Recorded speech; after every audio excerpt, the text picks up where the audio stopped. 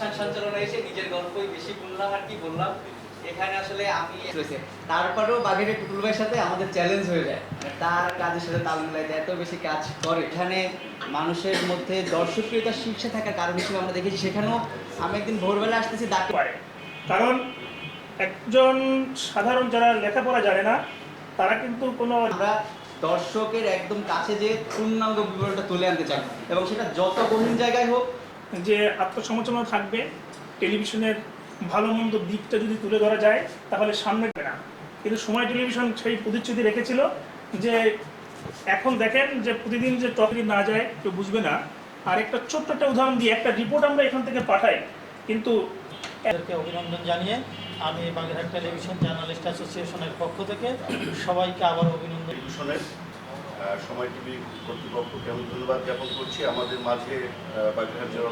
তো আমি আসলে বেশি কিছু বলতে চাই না। এই যে এখনকার যে সিচুয়েশন এখন গেছে তাদেরকেও সেই দিক নির্দেশনা দেবেন এই প্রত্যাশা ব্যক্ত করছি। সকলের সুস্বাস্থ্য শুভকামনা করছি। ধন্যবাদ কর্মীবৃন্দ সকলকে শুভেচ্ছা। আসলে সময় টিভি শুরু করেছিল ডেকে না বললে আপনারা নিজের থেকে বলতে সুবিধা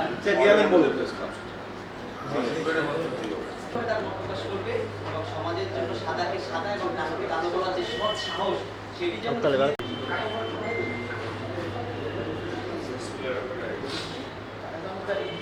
রয়েছে। সব দপ্তরের খবরই তিনি রাখেন, সব মানুষেরই খবর তিনি রাখেন, সব শ্রেণীর। ধন্যবাদ জানিয়ে শেষ করছি। খোদা হাফেজ। ধন্যবাদ সুবিধা থেকে একটু কথা আরো একটু বলতে চাই যে ছবি তুলে ওটা উঠে গেল ছবি তোলার পরে উঠে তার একসাথে কাটার অ্যাকশন মোডে থাকে পেছনে উপরে দাও না হাতে অপশন আছে ঠিক আছে না আসলে কাটা গেছে না কাটা দাও সাইডটা দেয় স্যার আমি প্রতিদিন কেক কেটে কেটে এখানে আজমল ভাই পোষাই দেওয়া হবে তালি দেওয়া যায় না অভ্যস্ত দেখতে অভ্যস্ত নেগেটিভ নিউজের প্রতি আগ্রহ, তারপরেও সময় টিভিতে বাগেরহাটে সব পজিটিভ যে নিউজগুলো করে এজন্য তাকে বিশেষভাবে ধন্যবাদ। কিন্তু আমি বারবার যে বলি যে নেগেটিভটা যেহেতু আমাদের সংবাদ চ্যানেল চালাইতে হবে, নিউজ চালাইতে হবে, আমাদের নিজেরও টিকে থাকতে হবে, নেগেটিভ নিউজকে অবশ্যই উপস্থাপন করা হবে, সাথে সাথে পজিটিভ নিউজও উপস্থাপন করতে হবে। অনেক নিউজ আমরা স্কলে দিই, এটি একটি খুব ভালো দিক।